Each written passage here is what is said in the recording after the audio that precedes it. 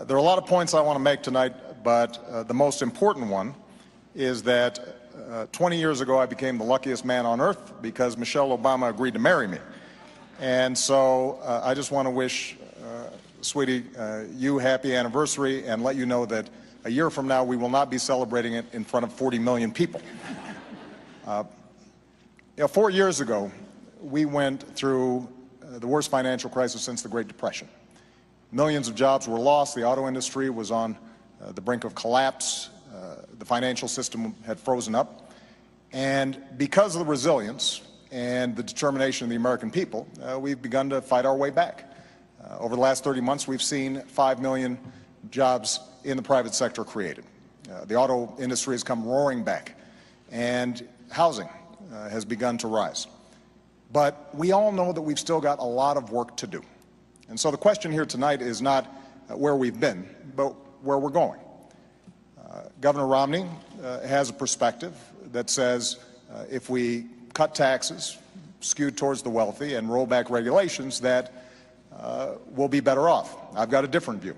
I think we've got to invest in education and training. I think it's important for us to develop new sources of energy here in America, that we change our tax code to make sure that we're helping small businesses and companies that are investing here in the United States, that we take some of the money that we're saving as we wind down 2 wars to rebuild America, and that we reduce our deficit in a balanced way that allows us to make these critical investments. Now, it ultimately is going to be up to the voters, to you, which path we should take. Are we going to double down on the top-down economic policies that help to get us into this mess, or do we embrace a new economic patriotism that says America does best when the middle class does best? And I'm looking forward to having that debate. I'm Congressman Ron Paul, a congressman from Texas. I am the defender of the Constitution. I'm the champion of liberty.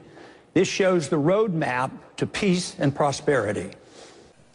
Yes, we need more regulations on the politicians and on the bureaucrats. That's where the regulations should be. The idea that the government was over-regulating, everybody felt like the government would take care of them and that housing bubbles could last forever, and there was a moral hazard to it. If you have a free market, there's plenty of regulations. The regulations are that if you don't do a good job and you don't serve the consumers don't buy the products, and they go bankrupt and they go out of business. That's a pretty strong regulation. Regulation, follow up your contracts. If you break your contract, you're in big trouble. If you hurt the environment, you're in big trouble because you're violating somebody else's property. So there's a lot of very strict regulations in a free market economy. But this whole idea of earmarking is designating how the money is spent. What a lot of people don't understand is if the Congress doesn't say the way the money should be spent, it goes to the executive branch. And that's the bad part. If you were actually cutting, it would make a difference. But you don't want to give more power to the executive branch. Even if I'm president, I don't want more power over that funding. That should be with the people and with the Congress. But earmarking, the reason we get into trouble is the irresponsibility of Congress. Take your highway funds. We're supposed to pay a user fee. We pay our gasoline tax. We should get our fair share back. But what do? They take the highway funds and other these trust funds, and they spend this money overseas in these wars that we shouldn't be fighting. And then when the highways need building, then you have to go and fight the political system and know who to deal with and maneuver and try to get some of your money back. But if you say you're against the earmarking and fuss and fume over, the answer is vote against the bill. That is what I do. I argue for the case of the responsibility being on the Congress, but it's the responsibility of us who believe in fiscal conservatism to vote against the bill. We need to vote against the spending is what we need to do. Well, let me talk specifically about what I think we need to do. First, we've got to improve our education system. And we've made enormous progress drawing on ideas both from Democrats and Republicans that are already starting to show gains in some of the toughest to deal with schools.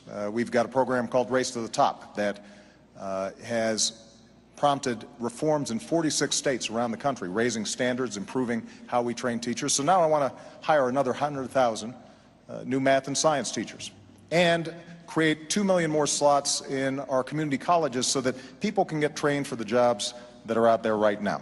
And I want to make sure that we keep tuition low for our young people. If you care about your children, you'll get the federal government out of the business of educating our kids.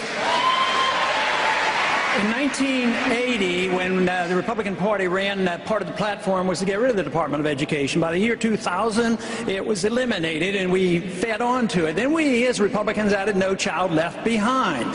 So the first thing a president should do is that the goal should be set to get the government out completely, but don't enforce this law of No Child Left Behind. It's not going to do any good, and nobody likes it, and there's no value to it. The teachers don't like it, and the students don't like it. But there are other things that the federal government can do, and that is give tax credits for the people who will opt out. We ought to have a right to opt out of the public system if you want. We can't afford government spending money on these things because the government is flat out broke and they've bankrupted our country. So if we had less government and let the people produce, we're not producers anymore. Productive jobs have gone overseas and all we have is debt. And then to argue that we need more money for Pell Grants, well, we don't have any money. There's no more people to steal it from, and you just can't keep printing the money. So sure, it's a great idea to have Pell Grants and all these wonderful things, but the real truth is that you have less of it if you depend on the government to do it, and you should depend on free people taking care of themselves, and you would see so much more prosperity, so much better education, so much better transportation. The first role of the federal government is to keep the American people safe. That's its most basic function. And as Commander-in-Chief, that is something that I have worked on and thought about every single day that I've been in the Oval Office. But I also believe that government has the capacity, the federal government has the capacity, to help open up opportunity and create ladders of opportunity and to create frameworks where the American people can succeed. Look, the genius of America is the free enterprise system and freedom, and the fact that people can go out there and start a business, work on an idea, make their own decisions. But as Abraham Lincoln understood, there are also some things we do better together. So in the middle of the Civil War, Abraham Lincoln said, let's help to finance the Transcontinental Railroad. Let's start the National Academy of Sciences. Let's start land-grant colleges, because we want to give these gateways of opportunity for all Americans, because if all Americans are getting opportunity, we're all going to be better off. That doesn't restrict people's freedom, that enhances it. And so what I've tried to do as president is to apply those same principles. And of course, just recently we have had some other changes. Matter of fact, early this year, the president announced a policy change. He said now that it was proper it was proper for him to have the authority to assassinate an American citizen, even if they have not been charged with anything, if he thought it was necessary. Very bad. Now, of course, the person they picked out, probably a very bad guy. He talked about stirring up violence. He was never charged with it. He never had a trial, and yet it was decided that he would be assassinated, so we used a drone and we assassinated him in Yemen. So let it go by. He's a bad guy. He's gone. But the principle, the precedent is very, very dangerous. So the next week, they decided, well, his son looked like a pretty shady character too, so they sent another missile over to get the son. Well, they got him, plus his cousin. They were back in the backyard barbecuing, killed them both. The son was 16 years old. And this is not the way America's supposed to be. We're supposed to be a nation of law. A rule of law is what we want. In one sense, when we go into the military, we take the oath and we go and fight and endanger ourselves to protect our Constitution. At the same time, our Constitution is being eroded right here at home. Just this last week, 2 weeks ago, I guess, the National Defense Authorization Act. That act has in it. I'm always impressed that so many people know about it. That means we have a healthy society and the internet is working.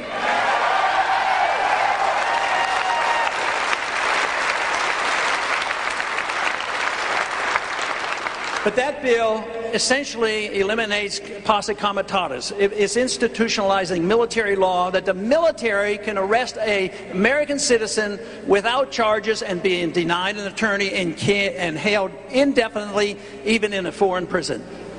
This is not good for us. And I want to thank the University of Denver. You know, 4 years ago, we were going through a major crisis. And yet, my faith and confidence in the American future is undiminished. And the reason is because of its people. Because the woman I met in North Carolina who decided at 55 to go back to school because she wanted to inspire her daughter and now has a job from that new training that she's gotten.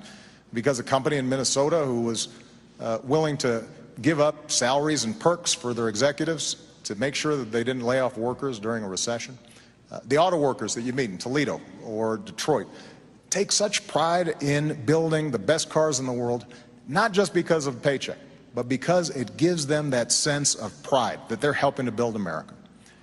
And so the question now is, how do we build on those strengths? And everything that I've tried to do, and everything that I'm now proposing for the next 4 years in terms of improving our education system or developing American energy, or making sure that we're closing loopholes for companies that are shipping jobs overseas and focusing on small business companies that are creating jobs here in the United States, or closing our deficit in a responsible, balanced way that allows us to invest in our future.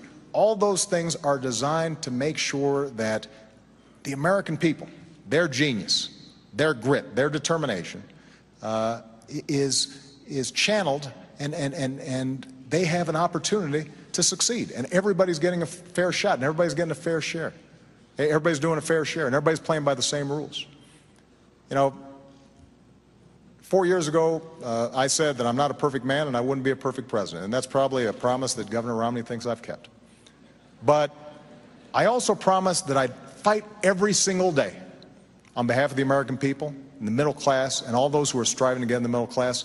I've kept that promise, and if you'll vote for me, then I promise I'll fight just as hard in a second term. Well, most of the things the federal government could do to get us back to work is get out of the way. I'd like to name.